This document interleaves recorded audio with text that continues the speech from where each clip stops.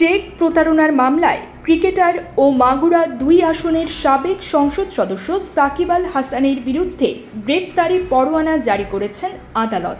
রোববার 19 জানুয়ারি ঢাকার অতিরিক্ত চিফ মেট্রোপলিটন ম্যাজিস্ট্রেট জিয়াদুর রহমানের আদালত এ আদেশ দেন। এর আগে গত বছরের 15 ডিসেম্বর ঢাকার অতিরিক্ত চিফ মেট্রোপলিটন ম্যাজিস্ট্রেট মাহবুবুল হকের আদালতে আইএফআইসি ব্যাংকের পক্ষে শাহিবুর রহমান বাদী হয়ে সাকিব সহ 4 জনকে আসামি করে মামলা করেন। ওই দিন আদালত বাদীর জবানবন্দি রেকর্ড করে আসামিদের আদালতে হাজির হতে সমন জারি করেন। আজ আসামিরা হাজির না হওয়ায় আদালত এই আদেশ দেন। মামলার অপর আসামিরা হলেন সাকিব আল হাসান অ্যাগ্রো ফার্ম লিমিটেডের এমডি গাজী শাহাগীর হোসাইন, প্রতিষ্ঠানটির পরিচালক ইমদাদুল হক ও মালাইকা বেগম।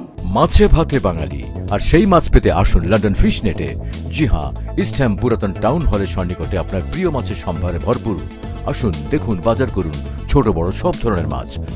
বাহ, একই ছাদের নিচে প্রয়োজনীয় সবকিছু পাওয়া যায়।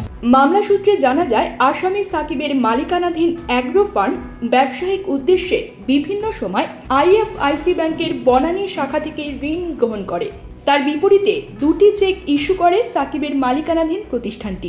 এরপর চেক উত্তোলন করতে গেলে পর্যাপ্ত টাকা না থাকায় তার ডিসঅনার হয়। 2 চেকে টাকার পরিমাণ প্রায় 4 কোটি 15 লাখ টাকা।